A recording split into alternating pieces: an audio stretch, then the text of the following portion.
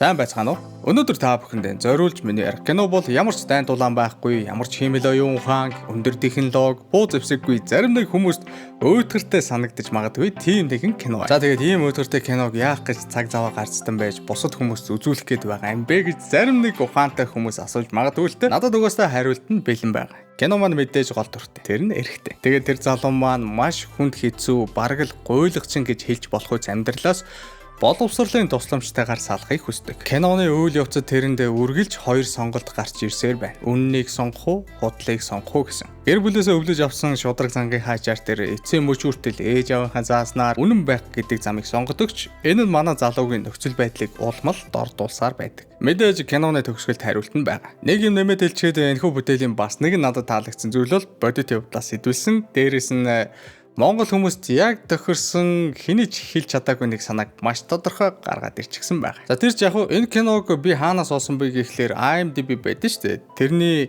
эхний хитэн байрнууд угаасаа өөрчлөгддөг шүү дээ. Ер нь бол тэгээд топ 250-ыг гүйлгэж байгаад 19 дугаар байранд энэ киног олж харсан. Тэрэн дээр чинь ер нь бол сайн бүтээл гарч ирэхээс нааш нэг их өөрчлөгдөд байдаг аахгүй юу? За тэгээ юу үлээ эн чи одоо 23 онд гарсан. Тэгээ дээрэс нь энтхэг кино дуулж бүжгэлсэн балаа юм байх юм болов уу гэж нэг бодсноо.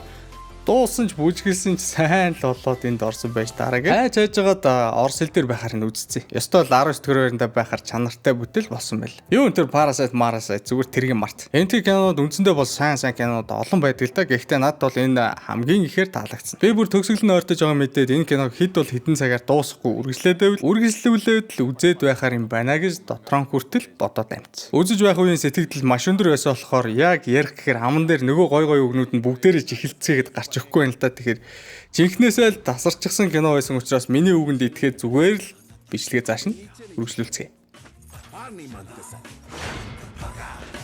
बड़ा पक्का होता है इनका ये जज्बा और तुम देखना यही जज्बा एक दिन देश बदलेगा फेल हो गया नेक्स्ट Манай киноны гол дүрийг Манож гэдэг.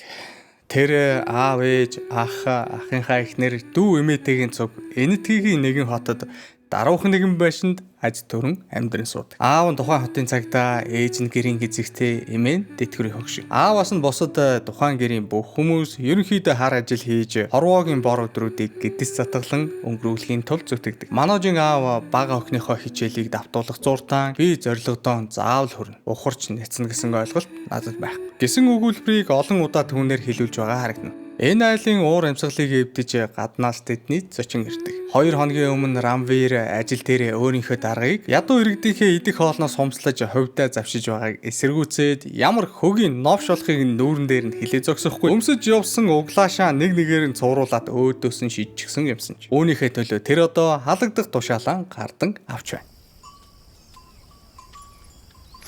Маргааш өглөөний бидэнд сургууль дээрийн хичээлдээ сууж байгаа Маножийг харуулах бөгөөд тэр өнөөдөр анги дэвших шалгалттай. Манай хүн өчигдөр өдөржингөө энэхүү шалгалтанд зориулж шипи бэлдсэн учраас өнөөдөр заавал он цавна гэж гисэн сууж байна. Удалгүй тэдний багш орж ирснээр та нар өөрсдийнхөө бэлдсэн бүх шипинүүдээ одоо бүгдийг нь гаргаж хайцгаа. Өнгөрсөн жил юу болсон? Би та нарыг харсаар байж биенээсээ хуулахыг зөвшөөрсөн. Тэгтэл яас 200 сурагчаас 175 нь л шалгалтанд авсан. Хуулж чадхааргүй тэнэг гэдэг чинь тийм ч нууц биш болсон. Тиймээс шалгалт өгөх шин систем нэвтрүүлнэ одоо. Анхааралтай сонсож бай. Одоо би та нарт хариугийн самбар дээр бичиж өгөөд харин та нар үсэг тоог гээчихгүйхэн шиг дагаад хуулна. Ингээд тэр x, y, sinus, cosinus гэчихсэн нөгөөдүүл нь хуулчихсан байж байтал тухайн хотод цагдаагийн орлогч даргаар шинээр томилогдож ирсэн нэг нөхөр ороод ирчихдэг. За энэ чинь юу болоод байгаа илээ хэмээн тэр асууж эхлэхэд сургуулийн захирал цаад талд нь хурдхан гарч ирээд энэ бол 100 дамжиж ирсэн уламжлал. Та бол манай хүндэт зочин. Хоёулаа манай өрөөнд орж байгаа тухтайхан ярилцсан дээр байхаа гэд цаашаагаан дагуулад юм. Захирал замдаа түүнд орлогч дарга. Та биднийг ойлгоорой. Манай хот жижигхэн, сургууль маань жижигхэн. Энд дандаа л ядуу тариачдын хүүхдүүд сурдаг. Та тэднийг эмч, инженер, эсвэл тань шиг цагдаа болж чадна гэж бодоогүй шүү дээ. Тэд энд өдөр шөнөгүй хичээлээ хийгээд суулаач гэсэн 12 дугаар ангид төгсөж чадхааргүй тийм л хүүхдүүд. Харин бидний жижигхэн тусламжтайгаар эдгээр ахлах сургуулийн гэрчилгээтэй болж амьдрал дээр гараад ямар нэгэн ажилтай болж чадна. Энэ бүхэн бол хотын даргын л өгөөмөр сэтгэл. Гэснээ нөгөө цагдаагийн их зөөдөөс хард сууж байгаад хайр цэгтээ бэлэг гаргаж ирээд тавьчихна. Мэдээж дотор нь мөнгө байна. Хотын дарга яг энэ үеэр утас зохиж шинэ орлогч даргатай ярий гэж хэлдэгч нөгөө эрхэм үг дуугүй утсыг нь таслаад алив. Энэний өгөх гээд байгаа мөнгөнийх нь зургийг дараах. Тэгээд авилгын хэрэгээр байцаа гэд тэндээс дагуулад гал. Энэхүү үйл явдлын араас тосгоны хүүхдүүд бүгдээрээ шалгалтандаа унчихдаг. Маножийн аав Рамвир шудраг бусаар ажилласаа халагдсан үйл явдлын үнэн мөнийг олохоор улсын дээд шүүхэд хандхаар болно. Тэрний харж байгаа өнцөг бол улс даяар ийм шудраг бус зүйл авчихсан байхад хэн ч үүнийг өөрчлөхийг хүсэхгүй байгаад байна. Ингээд тэр дээд шүүхэд хандахын тулд гэрэн орхиж өөр хот руу явах аялалдаан гардаг.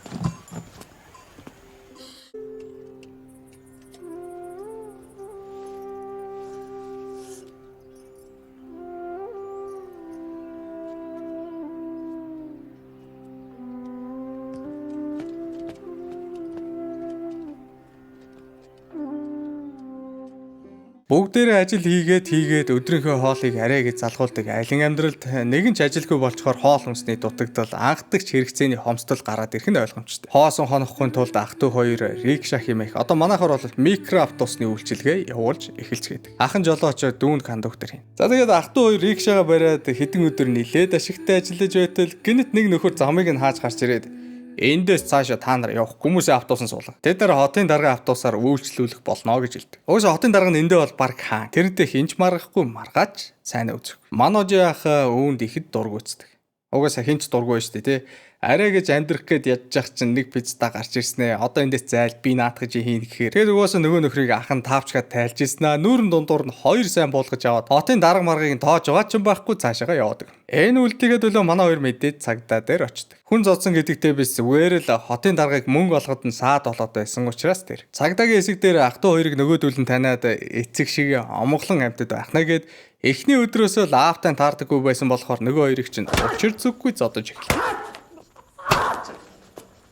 Манож үүний хариуд үнэхээр их уурлаж чи эцгийг минь битгий доромжлоод байгаарай. Би чамайг эцгийнхээ буу гаргаж ирээд буудаад алчхаж чадсан шүүгээд их том ам гарчихд. Цагдаа гинэт зог тусаад чи тэгэлдэ.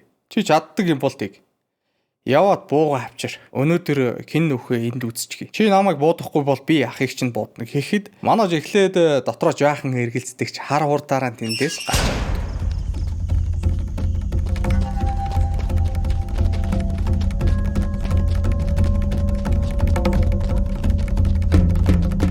Залуу хүү зогсолтгүй гүйсээр гэрийнхээ гадаа биш харин нөгөө сургууль дээр нэрж шудраг ёс тогтоосон цагдаагийн орлогч дарга дээр ирсэн байна. Тэр Душио Ноинтон гэж орилсоор хашаагаар нь орж ирээд та бидэнд туслаач. Ахыг маань цагдаа нар шудраг бос зүйлийн төлөө барьчихлаа хэмээдэг. Өнөөхөн сонсож байснаа за би ойлголоо. Маргааш өглөө учрыг нь олцгоё. Одоо би амарлаа гэд буцаад ороход манажийн найдвар тэр дороонд тасарч ямар ч авралгүй болсондоо хорсож маргааш өглөө гинэ. Маргааш өглөө гэхэд миний ах амьд байхгүй. Та яагаад төгсөлтийн шалгалтан дээр төгөл ирчгээд шудраг дүр эсгээд байсан. Маргааш нь ирж болох л байсан. Би ч шалгалтаа өгчих байсан. Шудрагын ёс гэж энэ юм бол би ийм шудраг ёсыг чинь нулимж хайна гэд хамаг хүчээрээ чарлаж эхлэхэд өнөөх цагдаа гарч ирээ. За хүм бүх зүйлээ эхнээс нь яриадахтаа гэсээр гараад ирдэг.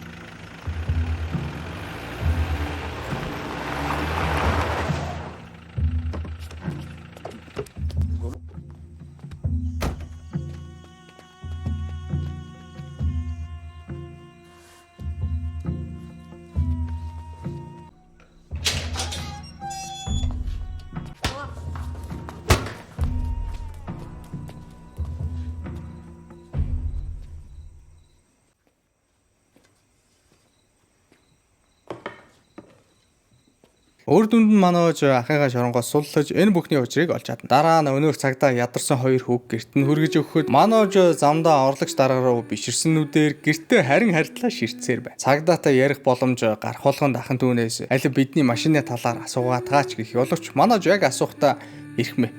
Манай аав үнэхээр шудрах хүн. Яг л тань шиг. Гэхдээ тэрийн зангаасаа болоод ажилд орсон газар болгоноосоо халагддаг. Би үүнийг хараад шудраг байдал хэндэж хэрэггүй юм байна гэж итгэж эхэлсэн. Гэхдээ өнөөдөр таныг хараад миний бодол өөрчлөгдөж эхлэв. Хэрвээ шудраг хүн эрх мэдэлтэй байж чадвал юуг ч өөрчлөх боломжтой юм байна гэж ойлгосон. Би тань шиг хүн болмоор. Та надад яаж гэдгийг нь хэлээд өгөөч гэж гооход өнөөх хэрхэн урдаас нь нэмсэглээд чи зүгээр л бусдыг болон өөрийгөө хуурхаа болох хэрэгтэйгээд тэндээс явдаг. Энэ явдлаас хойш 1 жилийн дараа болоход Өнөөх цагта хотын даргатай таарахгүй улмаас өөр газар руу шилжиж харин сургуулийн хүүхдүүд өмнөх уламжлалаараа бусдаасаа хуулж шалгалтаа бүгд онцгцгөөдөг хуучин заншилтаа шилжсэн байдаг. Нэг сурагчаас босно. Манай ээж үлдсэн 3 жилдээ үнэхээр их хичээл зүтгэл гаргаж өөрийнхөө толгоогоор шалгалтуудаа амжилттай өгч дунд сургуулаа төгсдөг. Насанд хүрч их сургууль сурах цаг нь болоход хайртай ганц хүүгээ эмээн мөрөөдлөө биелүүлэхэд нь туслаж олон жилийн туршид ээж аваас нь нууж дэтгэрээсээ цаашаа хийсэн бүх мөнгөө манай залууд өвлөвлөн үлдээдэг. Миний хүү ямар ч зардалд санаа зовлгүйгээр хичээлээ сайн хийгээд мундаг цагдаа болоод гэртээ эргээд ирээгээд савтаа мөнгөө тэрнлүү сарваа.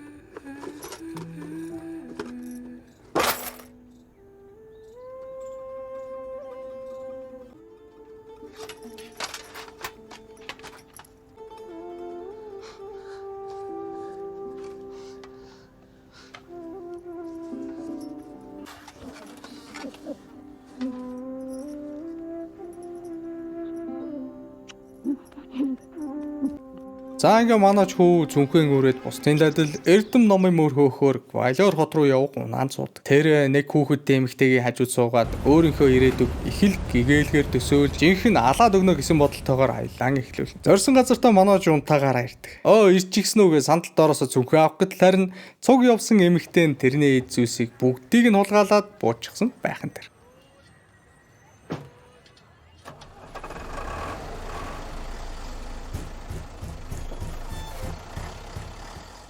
Ямар нөхцөл байдалд орсноос хаял ухаарсан манажийн жихэн шуугж толгой нэргэн. Эхний өдрөөсөө л орох газаргүй болсон залуу хөө очиж сурах сургалтын төвийнхээ гадаа өглөө болтол суугаар шид. Ингэж суугтан түүний жихэнд эмээгийнх нь хэлсэн үгс тасралтгүй сонсогдсоор байдаг.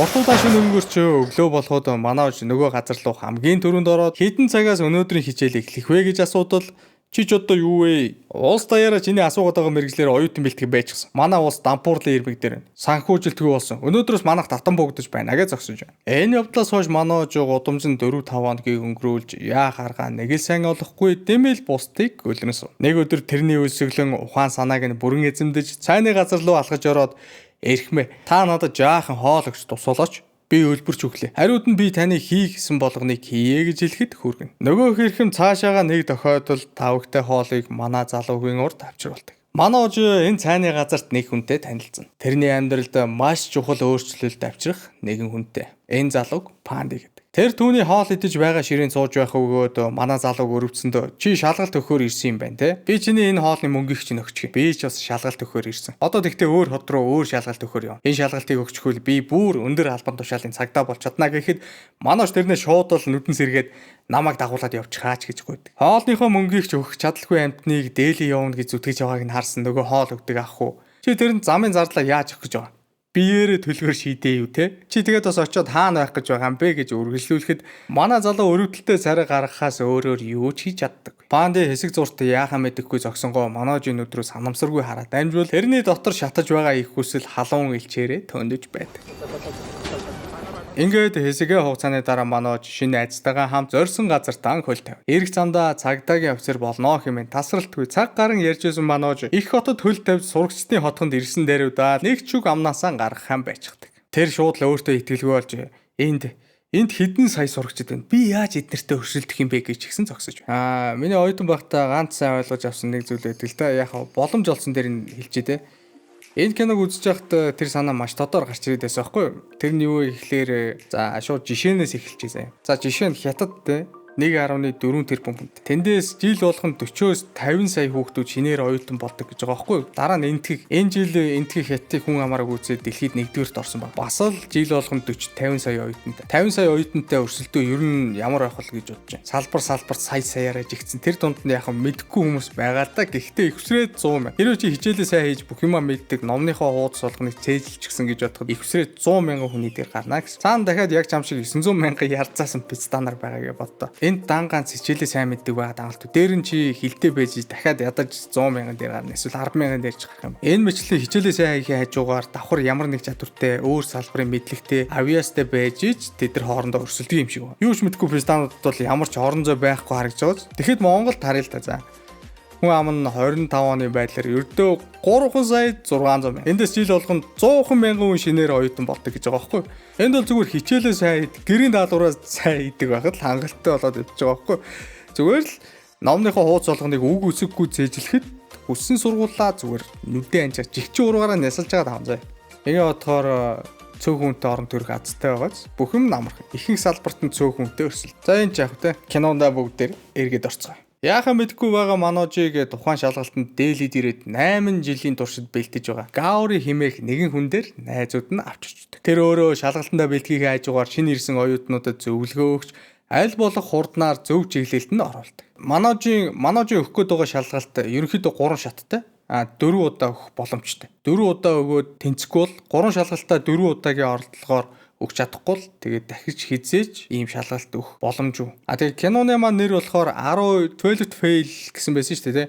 Энэ болохоор яг ингээд 4 удаагийн боломж гэдэг байгаа шүү дээ. 4 удаагийн боломж нь болохоор яг эхний шалгалт нь 6 удаагийн юутай байдаг гэдэг жбайгаа байхгүй юу? Яг энтхийн тэр юундаа 6 удаагийн боломжтой, дараагийнх нь хэдэн удаагийн боломжтой. Тэгээд 10 жил бэлтэж явахдаа анхан шатны нөгөө нэг юм бэлтэж явахдаа тэр фейлүүд нь ороод ерөнхийдөө нийтдээ 12 гэдэг юм байлээ. Яг бодит амьдрал дээр. Шалгалт нь 3 шаттай. Урьдчилсан, үндсэн, ярилцлага гэж байгаа. Тэгээд Маножи өгөх гэж байгаа шалгалтанд жил болгон 200 мянган оюутнууд хамрагддаг гэж байгаа байхгүй. Зүгээр Монголоос зүгээр Монголд салбар нь нийлээд ингээд 100 мянга болдог байхад эндхийг зүгээр нэг салбар нь л 200 мянга байхад 2 дахийг. За тэгээд энэ 200 мянган оюутнаасаа юу. Тэгээд эхний шатнаасаа төгсгөл хүртэл явсаар дөнгөж 30 хүн л хүссэн мэргэжлээ олж авдаг гэж байгаа байхгүй юу. 200 мянгаас 30 ширхэг хүн. Тэр амар байгааз. Манайж өөртөө тулгараад байгаа мөнгөний асуудлаа хэлэхэд Гаори дүнд номын сангийн цэвэрлэгчийн ажил олж өгдөг. Тэр өдөр болгон тоостой номнуудаа зууралдаж дээрээс нь цаг тутамд 0 цэвэрлэх ажилтай бол. Хэд хоногийн дараа үндсэн шалгалтын хариу гардаг. Гаори багш хамгийн сүүлчийн боломжоо ашиглаж тухайн шалгалтанд орсон ч тэнцсэн хүмүүсийн дунд тэрний нэр байдаггүй. Энэ үед Маножи найз Гаориг дагаж дараачийн азгүй амтан болж хуурахгүй тулд тухайн жилдээ шилдэг оюутан болсон Deep Mohan гэх хүүхдийг дагахаар шийддэг. Гаори багш өөрийн эцсийн боломжоо ашиглаж чадаагүй ч амьдралд бууж өгөхийг сонголгүй. Оронд нь тэрнтэй адилхан хүсэл мөрөөдөлтэй мянган оюутан залууст өөрийн чаддаг мэддэг бүхнээ үргэлжлүүлэн заахыг хүснэ. Ингэхдээ өмнө жаахан хэмжээний мөнгө сургалтын төлбөр гэж авдаг байсан бол энэ удаад бүх зүйлэн тэр үн төлбөргүй болгодог.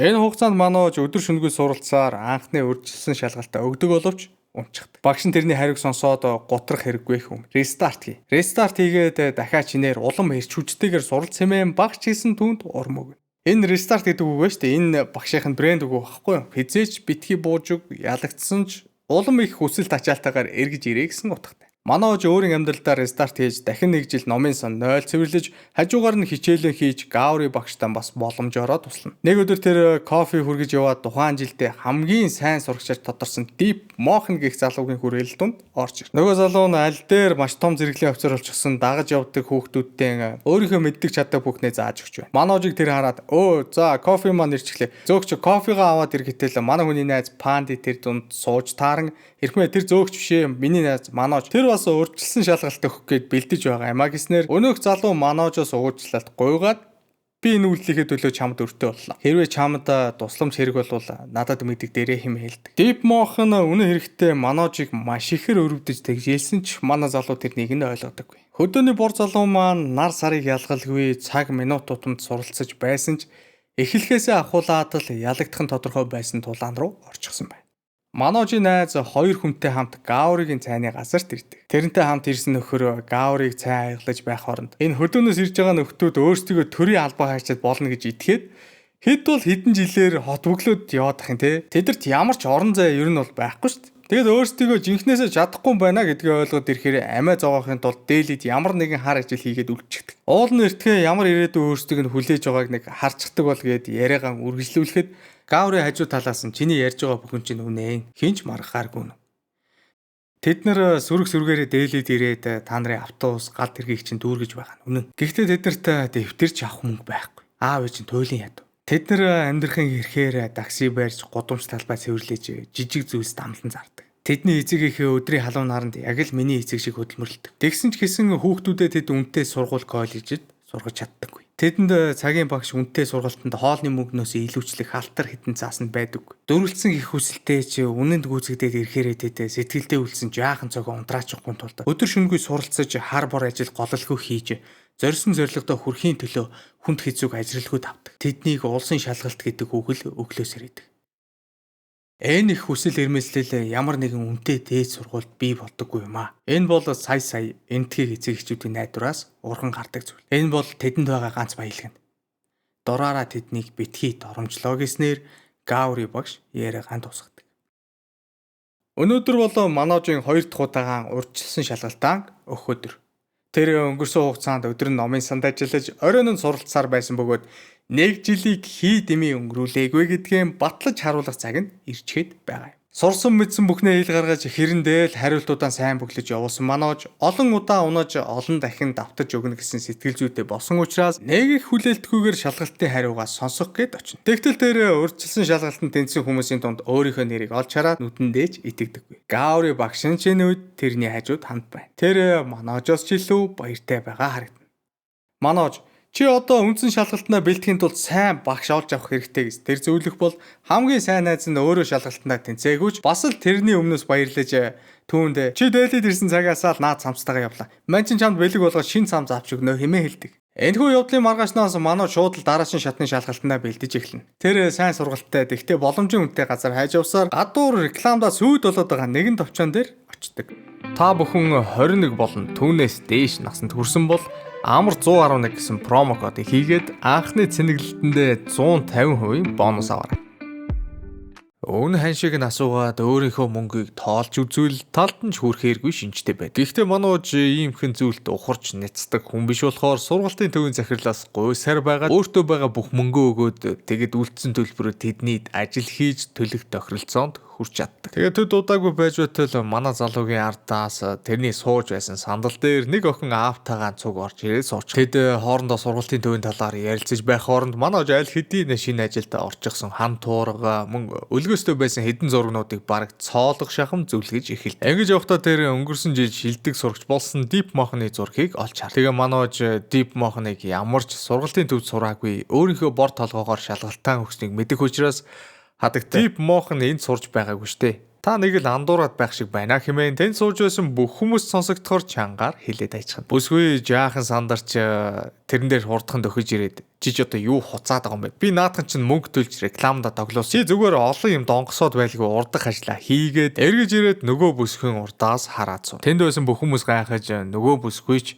чи сая юу гэсэн бэ хэмээн Маножоос лавлаж асуул хитрхи шудраг зантай манай залуу наад эмэгтэй чинь худлаа яриад байна. Би Deep Mohan-ыг тань тэр энд огт сурч байгаа. Та нарыг наадах чинь заллих гээд байна шүү дээ гэж анхааруулдаг. Бүсгүй аавтайгаа цуг тэднийд бүртгүүлэхэ болох бол Манож ч гэсэн тэнд сурхаасаа татгалзсан тэндээс тэр хоёртой хамтдаа гарцгаан. Залуу бүсгүй хаалганы хажууд гинэт зогсоод чиний нэрийг хэн гэдэг вэ гэж асуухад Манож өөрийнхөө нэрийг хэлээд би үндсэн шалгалтанд бэлдэж байгаа юм л да. Та хоёр сайн багш олвол надад ч гэсэн хэлж болох уу? Би тэр гудамжны тэр номын санд сууж хичээлээ давтгаа гэж хэлэх бол нөгөө бүсгүй хариуд нь өөрийнхөө нэрийг хэлээд манай залуутай давтайхан танилцах гэдэг ч аав нь яаруулан эндээс одоо явцгаая гэд охиноо дагуулад гардаг. Энэ бол эмэгтэй хүн анх удаага Маножоос нэрийг нь асуусан тохиолдол байсан юм. Тэр нэрийг ч мэдэхгүй эмэгтэйд анхны харцаараа л дурлаж өдөржин шүнжин бодож явсаар аль хэдийн 7 хоногийг ардаа хийчихсэн байна. Зуны нэгэн бороотой өдөр өнөөх эмэгтэй гаднаас шүхэр барьсаар номын санд орж ирдэг. Энэ үед Манож гартаа сансар судлалын ном атагчсан зогсож таар. Бүсгүй тэрнээс чи чинь инженер байсан юм уу гэж асуугаад урьдчилсан шалгалтаа хэний ч тусламжгүйгээр өгсөн гэдэг чинь ийм учиртай байжээгээд тэдний яриа өөрнөж эхэлдэг. Энэ хоёр ер нь бол бие амар таалагдана. Тэгээд бүсгүйн энд ирсэн гол шалтгаан бол би сайн багш олсон, хоёулаа хамтдаа сургалтанд сууя гэж хэлэх гэж ирсэн юм. Тэрний нэрийг Шата гэдэг. Энэ цагаас хойш манай хоёр бие биенээсээ салхаан байж хэд хэдэн удаа гадуур уулздаг.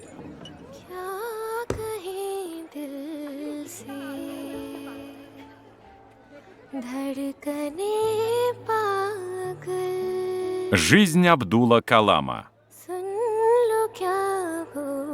Специальная цена 99 рупий.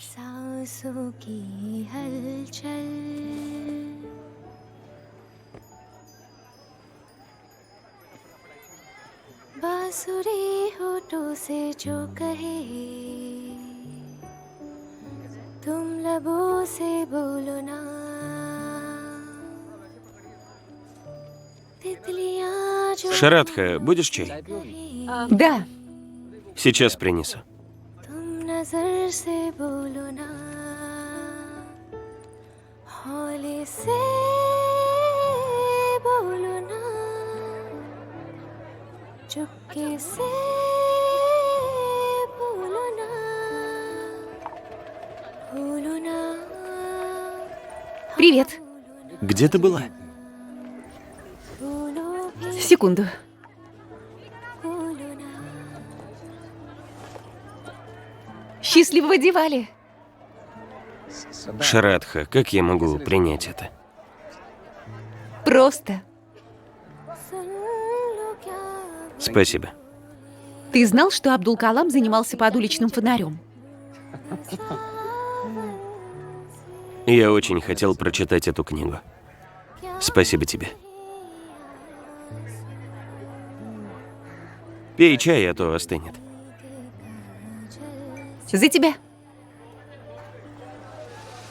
Нэг өдөр тэд хамтдаа хичээлдээ сууж байтал багш нь самбар дээр пуужин зураад эхэлдэг. Тэгээд сурагчдаасаа түүнтэй холбоотой нэг асуулт тавихад шата босч ирсэн багшаа Манож инженер наад асуултанд чинь тэр төвөггүй хариулнаа гэж хэлчихдэг. Багш нь Манож чи чинь ийм өндөр боловсралтай байсан юм. Би чамаа түүхийн ухааны бакалавртай л гэж бодсон штэ гэхэд маа залуу босч ирснэ тиймээ ирхмэ таны зөв. Би энэ талаар юу ч мэдэх. Шрата бит хоёрын хооронд харин нэг юм үйл ойлголцол үүсчихэд би харин хэлж чадахгүй өнөөдрийг үрчгсэн юм аа гэж тэр өгвөл. Үүний дараа Шрата их л сэтгэл дундуур харагд. Манож харин тэр нь таалагдахын тулд үннээ хэлэх зориг гаргаагүйдэн уучлал гуйж эхэлдэг. Тэдний хооронд үйл ойлголцлоос болж үүссэн маргаан хэн хэнийг нь гүн шарлуулаад ав. Энэ өдрийн орой Маножийг номын сангийн захирал өрөөндөө дууддаг. Тэр түүнийг хулгайн хэрэгт буруутгаж түүнийг ажилд авсан хөгшнийг элдвээр доромжилж эхлэхэд маа залуу хяналтан алдаж игээтэл өөрийнхөө даргаыг балбаад хайждаг. Үүнээс болоод Манож номын санд ажиллагаан байж хичээлдээ ч явхаан зогсооно. Сайн найз нь тэрнийг бүтэн сарын турш хайсны эцэс тархны нүгшиг жижигхээ өрөөнд чанга дуу чимээн дунд ажиллаа хийнгээ хичээлээ хийж байгааг олж мэддэг. Панди түүнийг ятгах Шрадхагаас очиж уучлалгүй. Тэгэд эннээс өөр газарт ажил гэдэг боловч би үндсэн шалгалтаа амжилттай өгчхөө тэрнээс уучлалгүй наа. Тэр болтол хаашааж явахгүйгээ зөрүүдлээд эхэлнэ. Найз нь түүнд чи ийм байдалтай удаан тэсгүй шүү дээ. Шалгалтандаа унаж буцаад эхэлсэн цэг дээрээ ирвэ хэмээн ёрын юм шиг анхааруулсаар байгаад буцна. Вот так. Хэсэг хугацааны дараа үндсэн шалгалтын өдөр болдог. Англи хэлний эссе бичлэгэн дээр хар хурдаараа нүдэнд гялалцчихсан бичиж өгч байгаа Маножийг харсан төрөлхийн англи хэлтэй хүүхдүүд хүртэл өөрсдөө итгэлгүй болж тэрнээс имэж байгаа харагд. Манож анх удаага улсын шалгалтнаас итгэл төгс гарч ирдэг. Сэтгэл санаа нь өөдрөг нүүр дүүрэн инээсээр тэр өгсөн шалгалтныхаа талаар нэг таньдаг хүнтэйгээ ярилцсан сууж байгаад туризм гэдэг үгийг терроризм гэдэг үгтэй андуурснаа олж мэддэг. Бүгд бүтэн 2 цагийн турш шал хөндлөн сэдвээр тэнцэн юм бичиж гарч ирснээ ойлгох тэр мөчид Маножийн нүдэн харах хуйлч жихэн шуугаад явчихдаг. Тэр өнгөрсөн хугацаанд шалгалтандаа төвлөрөхгүй харин шалгалтаа амжилттай өгчхөөд Шрадхагаас уучлалт гуйндаа гэдэг зүйл дээр төвлөрөөд байснаас аял ухаж ойлгодог. Энэ өдрөөс хойш манай залууг хинч дахиж олж хардаггүй. Сайн найз нь тэрнийг дахиад л хайж эхэлдэг. Манож хэсэг зууртах ганцаараа байхыг сонгож хотоос гарсан нь тодорхой болно.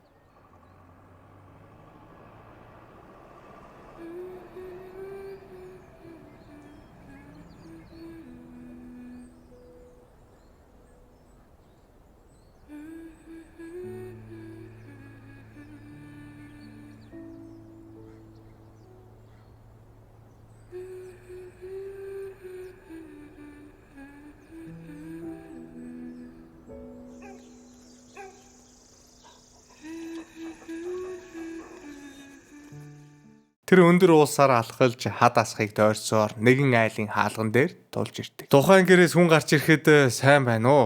Намайг Манож гэдэг. Дээлигээс ирсэн Шрадхагийн найз. Тэр гэртээ байна уу гэж асуув. Мөн. Гэхдээ тэд нар эзгүй байна. Хормонд явсан. Би таныг уцаар холбоод өгөө гэж өнөө хүн хариулдаг. Манож Шрадхатай уцаар холбогдож мэд мэдэлцээд би чамаас уучлал гуйх гэд хүрээд ирлээ. Чамтай 5 минут уулзаж болох уу гэж яснаа. Шрата би чамтай хайртай. Чи ч гэсэн надад хайртай биз дээ. Надад үнэнгээ л хэлчих. Хэрвээ чи надад хайртай гэдгээ хэлж өгөөлээ би энэ дэлхийг орвонгоор нь эргүүлэхэд бэлэн байна гэж тэр сэтгэл хөдлөлтөө автан өөрийн мэдрэмжээ харамгүй илэрхийлж орхив. Харамсалтай Шрата тэрний энэ үгсэд нэг их ач холбогдол өгдөггүй. Тэр би чамд хайртай гэж хэлхийн оронд үйлчлэгчид маань утсаа өгч байдаа гэж хэлээд наа залууга дийлэрүнд буцаа гэд уцаан салгаж чаддаг. Манож ийм зүйл сонсон чинээ төсөөлөөжгүй байсан болохоор Шратагийн гэрээс усчуулгүй хар хурдаараа гараад явчихдаг.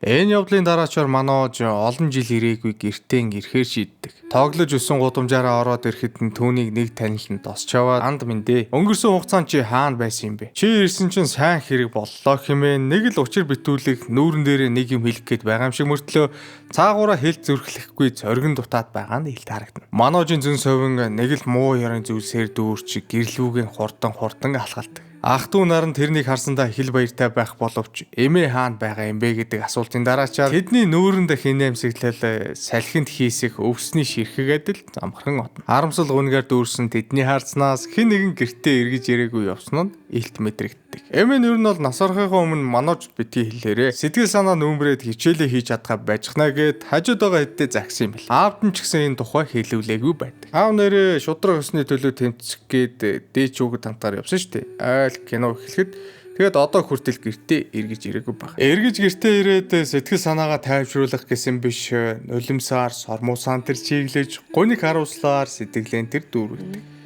Ээжийнхэн дулаан тэрвэрлтэл энэ үед тэрэнд үнэхээр их хань болдог.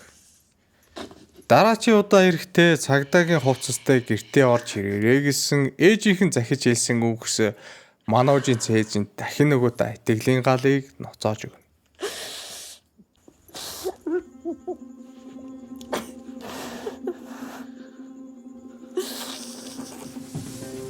Хотод эргэж ирсэн даруйда манай залуу улам итэхтэй ажиллаан хийж, олсон мөнгөө ихэнхийг нь гэрлүүгэн явуулдаг бол. Урдын адилаар өдөртөө ажиллаан хийж, шөнийн цагаар хичээлэн хийсээр л байдаг. Хорвоогийн нар ээлжлэсээр байдаг л нэг намрын шар өдөр Манож дээр гинтийн зочин ирсэн байдаг. Аав нь хүүгэн ямар муу нөхцөлд ажил хийж, орчлонгийн алга өдрүүдийг барж байгааг хараад миний хүү хоёулаа гэртээ харьцаая гэж хэлдэг. Ингэхдээ тэр нар салхинд гандаж цөхөрч гунцсан харагд. Аав нь үнэндээ ээжийнхээ нас барсныг дуулаад сэтгэл санаагаар нилээд унчсан байв. Тэгээд шудраг ёсны төлөө тэмцэхэн болоод яг л бусдын адилаар улсын мөнгө идэж гэр орноо өөдөн татъя гэсэн бодолтой хүү дээрээ ирсэн хэрэг. Ээж чинь дандаа л үннийг хэлдэг байж.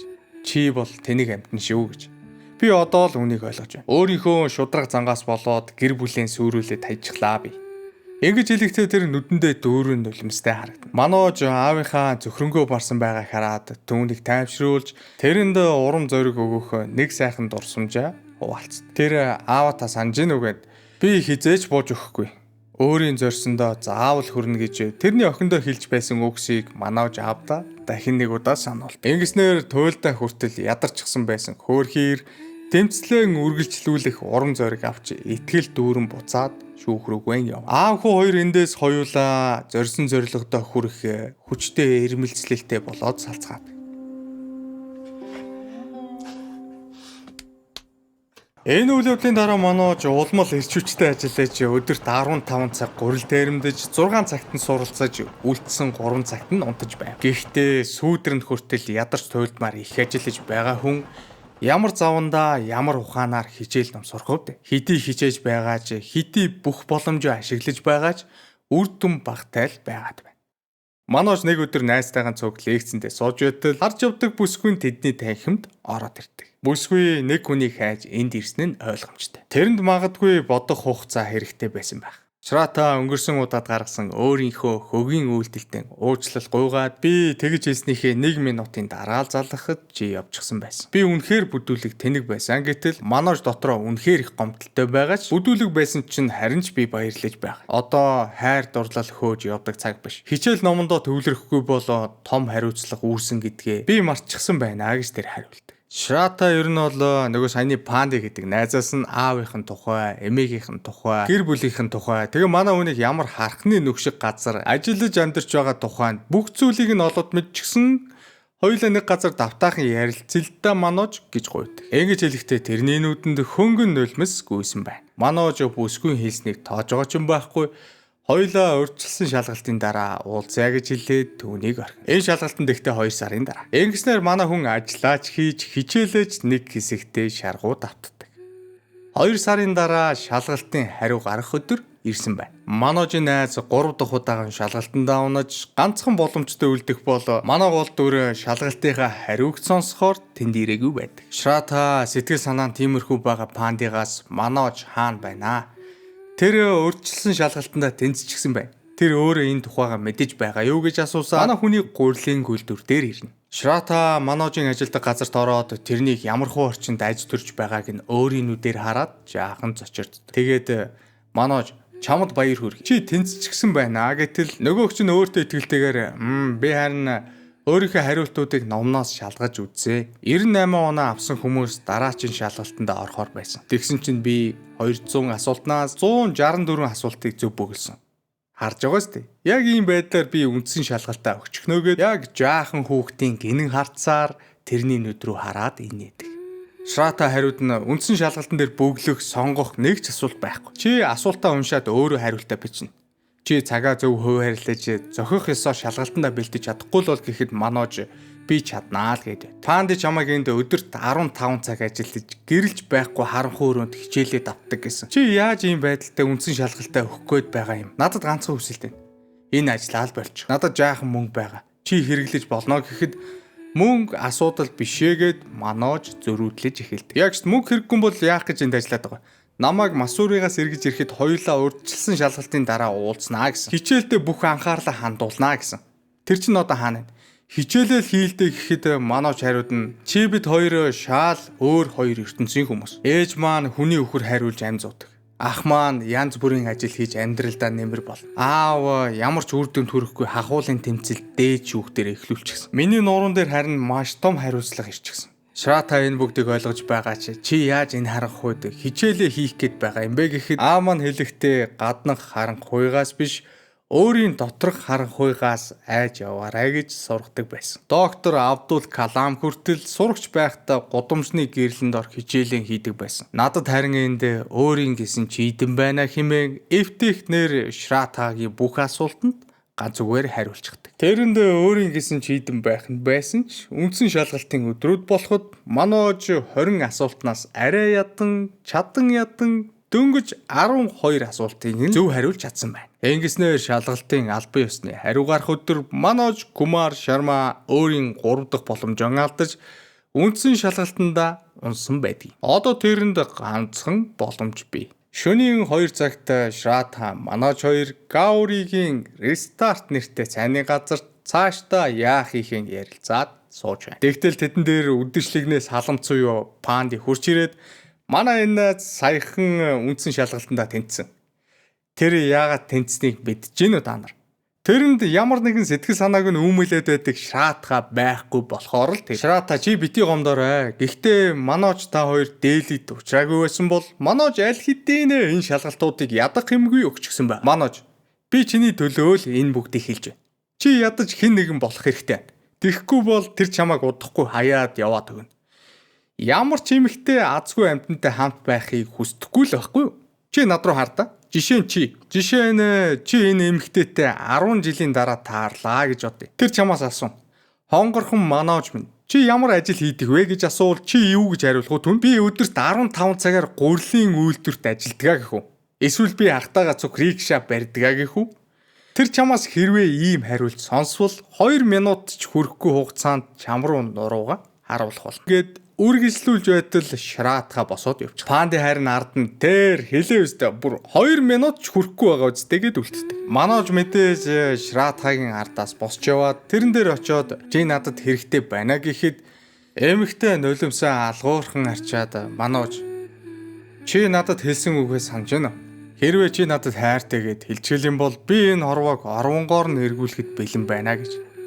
Манож би чамд хайртай. Би чамд үнэн сэтгэлээсээ хайртай. Одоо явж энэ дэлхийг орвонгоор нь эргүүлээ гэд хэлчихдэг. Манай залуу Шрадгагийн хэлсэн энэ үгсийг сонсоод сэтгэл нь догтлож хаашаа чимбэ хар хурдаараа яарангүйж эхэлнэ. Хаана очиж байгаа юм болоо гэсэн чинь манай ож амьсгаа дарангүйсээр олон жилийн өмнө онц сурлагтан байсан одоо цагдаагийн дарга хийж байгаа дип мохны герт хурж ирсэн байдаг. Тэгээд тэр та намайг санаж гинөө. Нөгөө цай зөөгөө та намайг андуураад та надад өртөө боллоо гэж хэлж исэн. Би танаас ганцхан юм л асуух гэсэн юм. Надад цаг гаргаж болох уу гэхэд дип мохон хазаар тэрнийг танаад наатахаа оруулчихаа гэд өрөөрөгөө ортов. Маань залуу тэрнтэй нэг ширээний ард суугаад эрхмээ. Би өөрчилсөн шалгалтаа өгч гисэн. Одоо үндсэн шалгалтаа өгч байгаа. Надад ганцхан боломж үлдсэн. Дип мохон тэрний ядарчихсан царайг хараад дахиад л өрөвдөж өөрчилсөн шалгалт өгөхийн тулд номыг үг үсэггүй чэйжилж гисэн байхад л хангалттай. Харин үндсэн шалгалтан дээр ийм арга огтхон ч үр дүнгүй. 3 цагийн дотор 20 асуултанд хариу олж өчнө. Нэг асуултанд 9 минут зарцуулна. Чамд асуултандаа анализ хийж, өгүүлбэрийн бүтцээ тодорхойлж, стратеги бодож олохын тулд ердөө 40 секунд л байна. Чи 8 минут 20 секундын дотор 200 үгийн багтаамжтай хариулт өгнө. 40000 үгийг нэг шалгалтанд бичнэ. Ийм шалгалт бүгд нийлээд 9 байгаа. 36000 үгийг нийтдээ бичнэ. Чамд зүгээр л 20 асуулт гэдгээс нь болоод амархан санагдаад байж магадгүй. Хүүхдийн тоглоом яг үнэндээ биш шүү дээ. Өөний дараа дэв мохон туслаараа үзэг цаас авчруулад за илүү. Юу чаддгаа надад харуулаадах. Гэхэд манай ож ямар сэдвээр бичих вэ хэмээн асуув. Дэв мохон чиний нэрийг хэн гэдэг вүлээ? Манай ож юу? Чиний сэдв бол Манож Кумар Шарма. Эрхмээ. Энэ чинь хамгийн амархан сэдв шүү дээ. Гэхэд тэгвэл бүр сайн биз. Чамд 8 минут 20 секунд байгаа шүү. Цаг чинь яваад эхэллээ гэхин тэр. Манож хариултаа жаахан сандрангуй бичсээр 8 минут 20 секундэд дуусаад.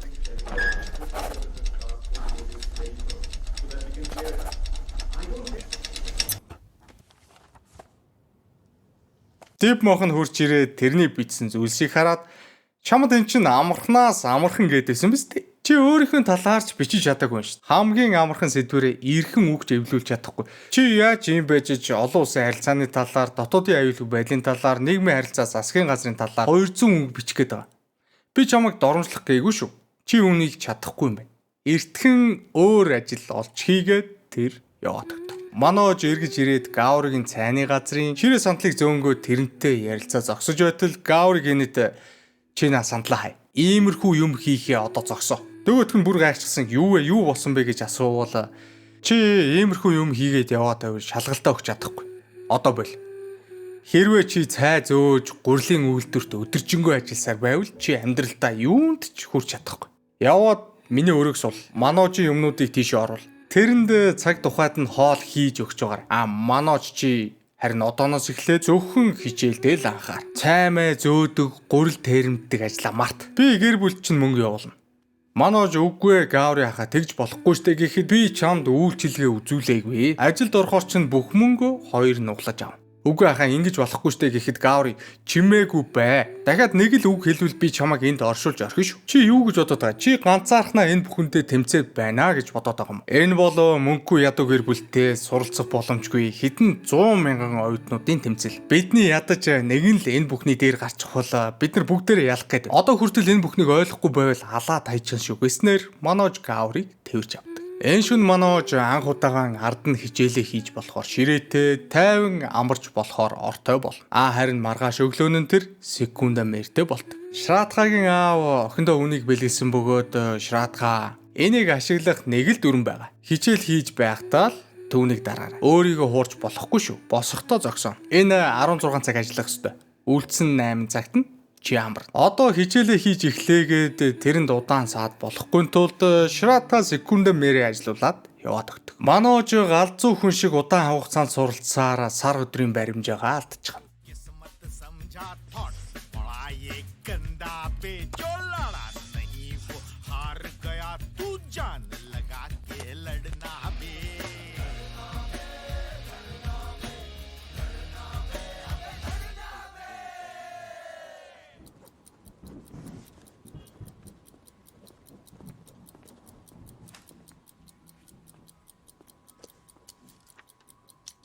Хайртай бүсгүй нэг өдөр түүн дээр хурч ирээд "Маань сүүлийн 10 жилд ирсэн шалгалтын асуулт. Би өнөөдөр Масури явж үндсэн шалгалтаа өгнө гэхэд юу 7 сар болчихож байгаа мó хэмээн тэр асуу. Тийм тэнэг минь. Хайртай шүү гэд яваад өгөхөд манай жаард нь секундэ мэрээ ажиллуулад шаргуу суулцаар үлдсэн. कटपट्टी खो जाके बीती रात रास्ता ना देखे कोई आज बत्ती जला रात भगा पासा पलट दे बोर्ड उलट दे फिर बाजी ले अपने हाथ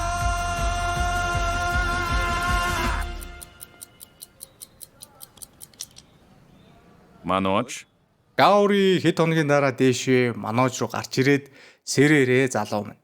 Сайхан мэдээтэй. Шратга сая залгасан.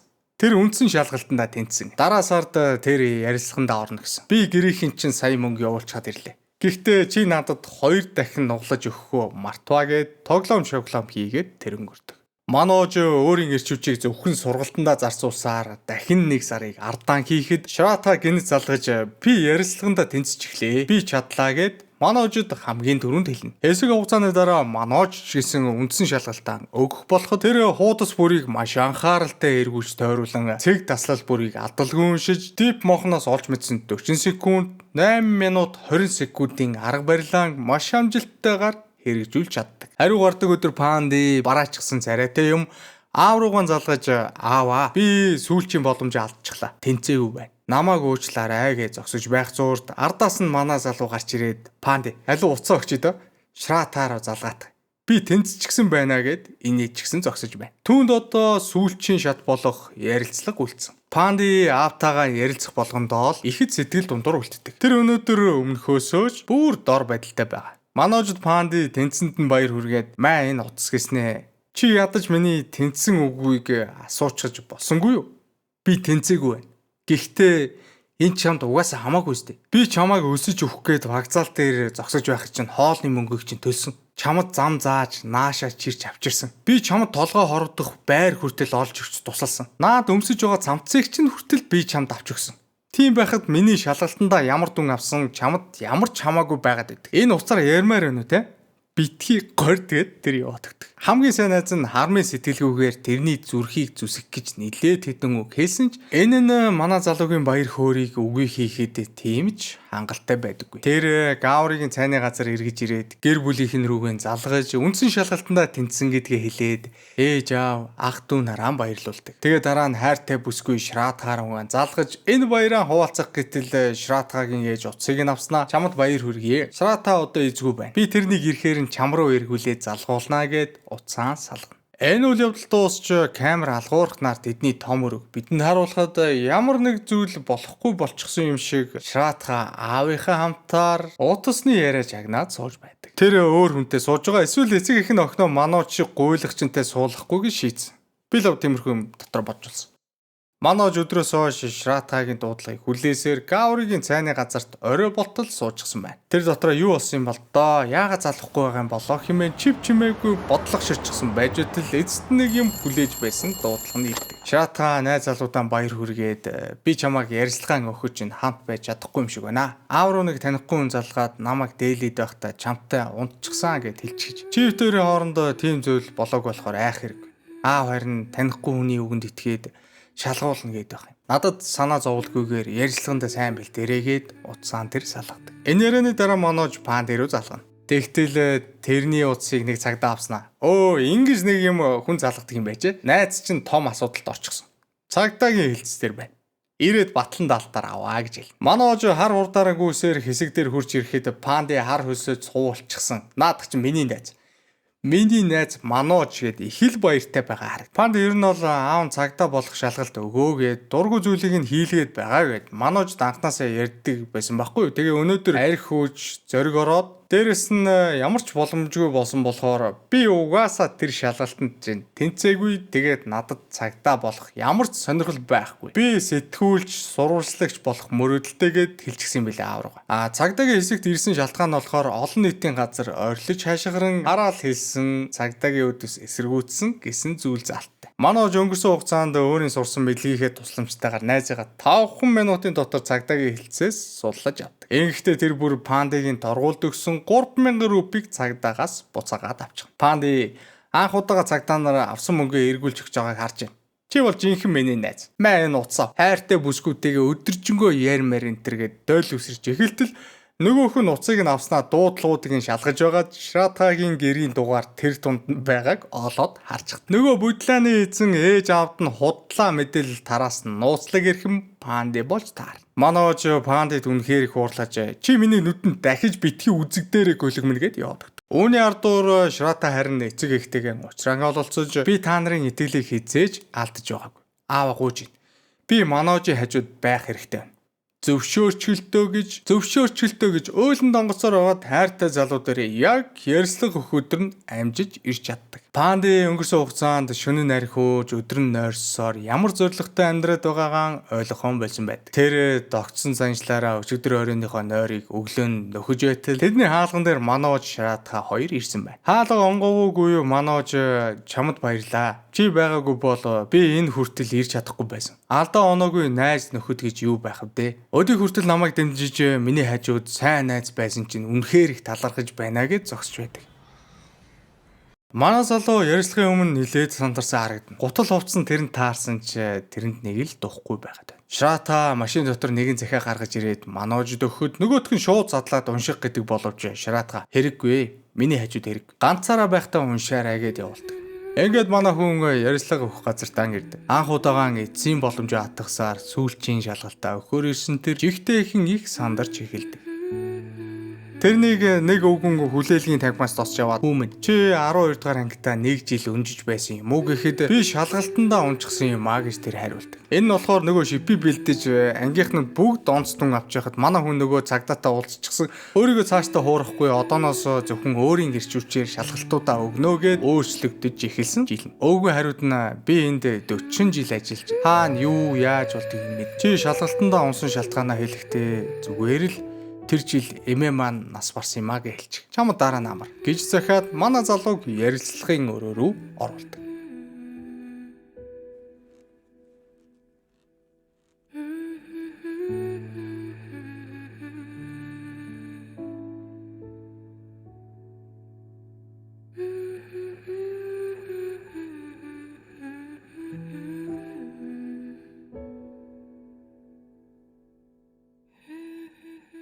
Өрөөнд орсон цагаас нь л тэрний анкетыг тэнд суусан хүмүүс уншиж байгаад та 12 дугаар ангиа төгсөх шалгалтандаа унж байсан юм байна. Яагаад ийм зүйл болсон юм бэ хэмээн тэдний дарга бололтой нэг нөхөр асуудаг. Маножийн чихэнд түрүүний үгний хэлсэн зүгээр л эмээ чинь нас барсан гэж хэлээрэ гэдэг үг зөөрэтэж эхлэхэд маа залуу ямар ч эргэлзээгүйгээр тухайн жил манай сургууль дээр шин цагдаагийн орлогч дарга ирээд төгсөлтийн шалгалтан дээр хуулдаг асуудлыг бүрэн хоригдсноор сургууль даяараа муу авсан тохиолдол гарч байсан юм а гэд хариулчихдаг. Тэнд сууж исэн хүмүүс ихэд гайхаж ийм тэнэг хариулт өгсөнд нь нүдэндээ читгэлгүй. Нөгөө дарга нь бүр уурсан янзтай. За баярлаа. Чи чөлөөтэй гадаа гараад төр хүлээж 2 минут болох байхаа гэж хэлдэг.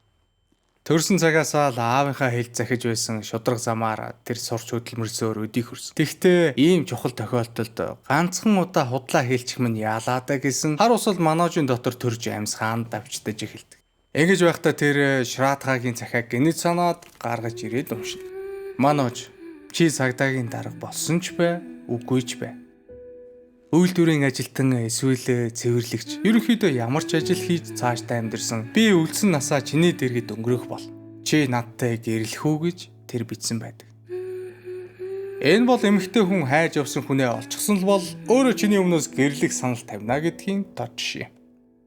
Захиаг уншаад манай залуугийн дотор жаахан уужирч бариу гутлаан тайлаад зангиагаа суллаад сууж байтал тэрнийг дотогшоо дахиад дууддаг. Тэгээд та яагаад ийм хариуцлагатай үед ийм болчмгүй зүйл ярьсан юм бэ? Та хямдхан шалтгаанаар худлаа хэлээд өнгөрөөч гэж болох л байсан шүү дээ гэхэд би худал хуурмаар бодит байдлыг нуухыг хүсээгүй болохоор л тэр. Манай тосгонд багш нар маань бидэнд хуулахыг бүрэн зөвшөөрдөг байсан. Хуулах нь буруу зүйл гэдгийг би огт мэддэггүй байсан. Үүнийг олон 100 жил дамжиж ирсэн уламжлалаа л гэж ойлгодог байсан. Харин үнэн хэрэгтээ энэ бүхэн сонгуул болоход ард иргэдээс олон тооны санал авах гэсэн хотын даргын башир арга гэдгийг сүүлд л ойлгосон. Тэдний нэрээ жаахан маргаантай болж ярилцлага удирдах байгаа нөхөр бидэнд сайн оноотой сайн сургууль төгсөн олон хүүхдүүд байгаа. Бид яагаад 12 удаа шалгалтанд унжиж нааш орж ирсэн таныг сонгох хэрэгтэй. Та нэг бидэнд хэлээд өгөөч гэхэд эрхмээ. Эдмонд Хиллари дэлхийн дээвэр Эверест ууланд гарсан анхны хүн болсон. Бүгд л тэрний зургийг харж биширцгээж байсан. Гэхдээ Ангрита Шерпа Эверестийн оргилд ямар ч хүчил төрөгчийн маскээр гарсан анхны хүн болсон. Би тэрний зургийг ч гэсэн харсан. Миний хувьд Эдмунд Хилларигийн амжилтаас илүү Ангрита Шерпа илүү их хүнд итгэл хүлээх ёстой нэгэн гэж би хувьдаа боддог. Би наашаа ирэхдээ яг л түүний адилаар ямар ч хүчил төрөгчийн маскгүйгээр ирсэн. Дээрээс нь би хөл нүцгэн байсан. Энэ л миний ялгаа. Миний үзэж харж туусан бүхнийг үнэтэй сургууль сурсан хүүхдүүд үзэж хараагүй гэж тэр хариулт.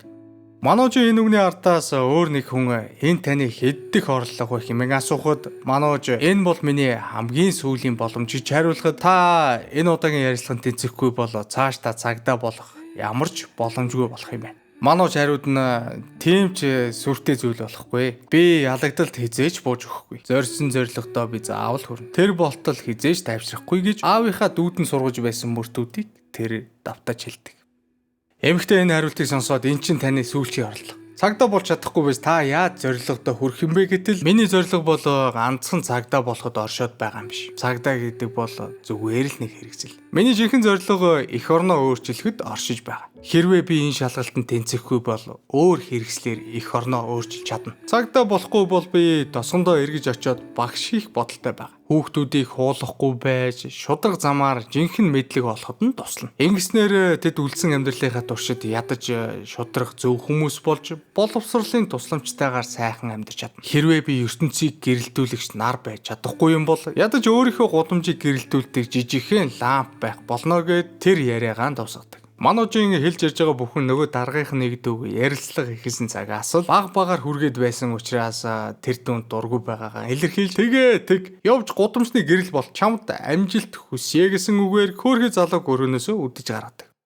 Сар агасын дараа бараг 2 сарын дараа Шратха Манужийн гарнаас хөтөлсөөр тэрнийг бараг хүчээр шахуу ярилцлагын хариу гарсан газарт дагуулж ирдэг. Мануж өөрийгөө тэнцээгүй гэдэгт бүрэн итгэжсэн нөгөө даргын хэлсэн үг миний чихэнд одоо хүртэл сонсогцоор. Би тийшээ явахгүй гэсээр хашааны гадантаа л дөхөж ирнэ. Шратха тэрнийг жаахан ч гэсэн тайвшруулж хэрвээ тэнцээгүй байх юм бол хоёулаа хамтдаа нөгөө гурилын үлдэр чинь очиж ажиллана хэмээн тоглоом хийнэ. Хүмүүс өөрсдийнхөө шалгалтын хариугаа тэсэн ядан шалгаж байгааг харсан манай залуу дотроо өөрийгөө тэнцчихсэн байгаасаа гэж хүсмээр байгаач ярилцлаган дээр өөртөө хитрхи итгэлтэйгээр хийсэн үнэн үгнүүдийнхээ ардаас харамсаж шалгалтын дүнг харж байгаа Шратхагийн нуруу руу гордлогын нүдээр ширтэн зогсоно. Бүсгүй нүдэндээ нулимстай эргэж хараад хайртай залуу руугаа инээмсэглэж эхлэхэд Манужийн хоёр хөл мэдээгэн алдаж газарт сөхрөөд өдийг хүртэл хоримтлагдж байсан нулимсан сая л чөлөөтэйгээр урсгаж эхэлдэг.